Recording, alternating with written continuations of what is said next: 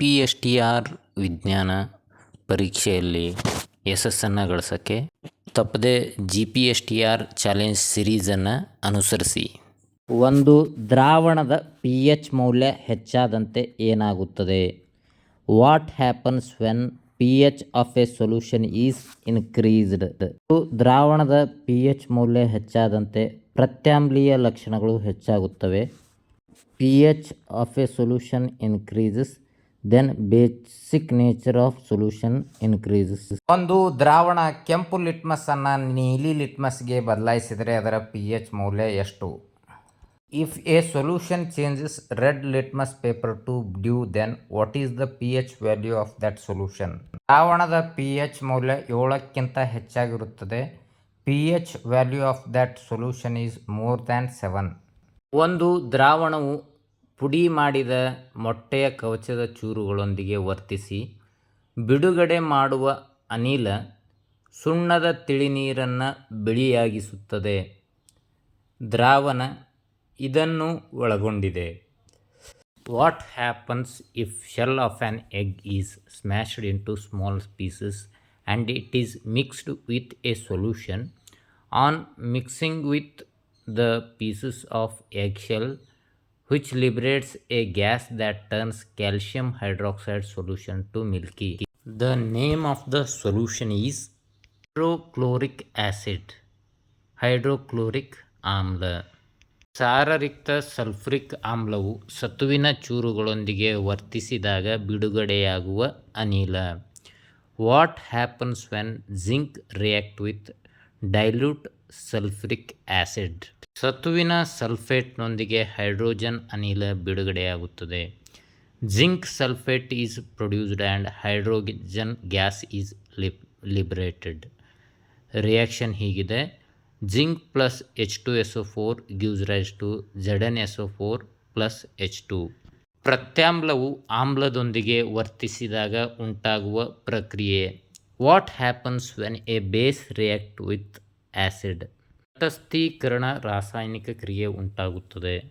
Neutralisation reaction. ತಟಸ್ಥೀಕರಣ ರಾಸಾಯನಿಕ ಕ್ರಿಯೆಯಲ್ಲಿ ಲವಣ ಮತ್ತು ನೀರು ಉಂಟಾಗ್ತದೆ. Salt and water are formed in neutralisation reaction. ಇಲ್ಲಿ ನೀವು ನೋಡ್ಬೋದು, ಸೋಡಿಯಂ ಹೈಡ್ರಾಕ್ಸೈಡ್ ಸಲ್ಫ್ರಿಕ್ ಆಮ್ಲದೊಂದಿಗೆ ಪ್ರತಿವರ್ತಿಸಿ ಸೋಡಿಯಂ ಸಲ್ಫೇಟ್ ಮತ್ತು ನೀರು ಉಂಟಾಗಿದೆ. ಸೋಡಿಯಂ ಸಲ್ಫೇಟ್ ಒಂದು ಲವಣವಾಗಿದೆ. What are olfactory indicators? ಘ್ರಾಣ ಸೂಚಕಗಳು ಯಾವುವು? ಲವಂಗ, ಈರುಳ್ಳಿ ಮತ್ತು ವೆನಿಲ್ಲಾಗಳು ಘ್ರಾಣ ಸೂಚಕಗಳು ಆಗಿವೆ. Clove, onion and vanilla are olfactory indicators. ನಿರ್ದಿಷ್ಟ ಘ್ರಾಣ ಸೂಚಕಗಳು ಆಮ್ಲ ಮತ್ತು ಪ್ರತ್ಯಾಮ್ಲಗಳೊಂದಿಗೆ ಬೆರೆಸಿದಾಗ ವಿಶೇಷವಾದ ವಾಸನೆಯನ್ನು ಬಿಡುಗಡೆ ಮಾಡುತ್ತವೆ. ಉದಾಹರಣೆಗೆ, ಈರುಳ್ಳಿಯನ್ನು ಆಮ್ಲದೊಂದಿಗೆ ಬೆರೆಸಿದಾಗ ಘಾಟು ವಾಸನೆಯನ್ನು ಬಿಡುಗಡೆ ಮಾಡುತ್ತದೆ. ಒಂದು ದ್ರಾವಣದ pH ಮೌಲ್ಯ ಕಡಿಮೆಯಾದಂತೆ. What happens when pH of a solution decreases? ಒಂದು ದ್ರಾವಣದ pH ಮೌಲ್ಯ ಕಡಿಮೆಯಾದಂತೆ H+ ಅಯಾನುಗಳ ಸಂಖ್ಯೆ ಹೆಚ್ಚಾಗುತ್ತದೆ.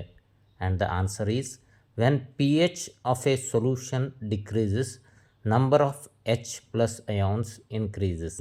ಕಾರ್ಬನ್ ಡೈಆಕ್ಸೈಡ್ ಕ್ಯಾಲ್ಸಿಯಂ ಹೈಡ್ರಾಕ್ಸೈಡ್ನೊಂದಿಗೆ ವರ್ತಿಸಿದಾಗ ಲವಣ ಮತ್ತು ನೀರನ್ನು ಉಂಟು ಮಾಡುತ್ತದೆ. ಹಾಗಾದರೆ ಕಾರ್ಬನ್ ಡೈಆಕ್ಸೈಡ್ ಗುಣ ಯಾವುದು? ಎಲ್ಲ ಅಲೋಹೀಯ ಆಕ್ಸೈಡ್ಗಳು ಆಮ್ಲೀಯವಾಗಿದ್ದು ಇಂಗಾಲದ ಡೈಆಕ್ಸೈಡ್ ಒಂದು ಅಲೋಹೀಯ ಆಕ್ಸೈಡ್ ಆಗಿದೆ. ಕ್ಯಾಲ್ಸಿಯಂ ಹೈಡ್ರಾಕ್ಸೈಡ್ ಇದೊಂದು ಲೋಹೀಯ ಹೈಡ್ರಾಕ್ಸೈಡ್ ಆಗಿದ್ದು ಪ್ರತ್ಯಾಮ್ಲೀಯ ಗುಣವನ್ನು ಹೊಂದಿದೆ. ಆಮ್ಲಗಳು ಮತ್ತು ಪ್ರತ್ಯಾಮ್ಲಗಳು ರಾಸಾಯನಿಕವಾಗಿ ಪ್ರತಿವರ್ತಿಸಿ ಲವಣ ಮತ್ತು ನೀರನ್ನು ಉಂಟು ಮಾಡುತ್ತವೆ.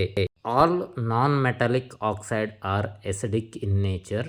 Hence carbon dioxide is acidic in nature because it is a non-metallic oxide, and also all metallic oxides are basic in nature. ನಾವು ಕೆಮಿಕಲ್ ರಿಯಾಕ್ಷನನ್ನು ನೋಡಿದಾಗ ಕ್ಯಾಲ್ಸಿಯಂ ಹೈಡ್ರಾಕ್ಸೈಡ್ ಇದು ಪ್ರತ್ಯಾಮ್ಲೀಯ ಗುಣವನ್ನು ಹೊಂದಿದೆ. ಕ್ಯಾಲ್ಶಿಯಂ ಹೈಡ್ರಾಕ್ಸೈಡ್ ಇದು ಒಂದು ಲೋಹೀಯ ಹೈಡ್ರಾಕ್ಸೈಡ್ ಆಗಿದೆ. ಲೋಹೀಯ ಆಕ್ಸೈಡ್ ಮತ್ತು ಲೋಹೀಯ ಹೈಡ್ರಾಕ್ಸೈಡ್ಗಳು ಪ್ರತ್ಯಾಮ್ಲೀಯ ಗುಣಗಳನ್ನು ಹೊಂದಿರುತ್ತವೆ. ಅಲೋಹೀಯ ಆಕ್ಸೈಡ್ಗಳು ಆಮ್ಲೀಯ ಗುಣವನ್ನು ಹೊಂದಿದ್ದು, ಇಲ್ಲಿ ಇಂಗಾಲದ ಡೈಆಕ್ಸೈಡ್ ಆಮ್ಲೀಯ ಗುಣವನ್ನು ಪ್ರದರ್ಶಿಸುತ್ತಿದೆ.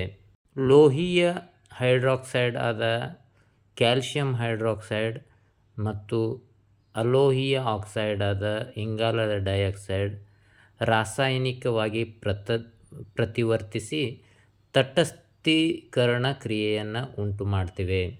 ತಟಸ್ಥೀಕರಣ ಕ್ರಿಯೆಯಿಂದ ಲವಣ ಮತ್ತು ನೀರು ಉಂಟಾಗ್ತದೆ. ಈ ರಾಸಾಯನಿಕ ಕ್ರಿಯೆಯಲ್ಲಿ ಕ್ಯಾಲ್ಶಿಯಂ ಕಾರ್ಬೋನೇಟ್, ಲವಣ ಮತ್ತು ನೀರು ಉಂಟಾಗಿದೆ. STR ಪರೀಕ್ಷೆಯಲ್ಲಿ ಯಶಸ್ಸು ಗಳಿಸಬೇಕೇ?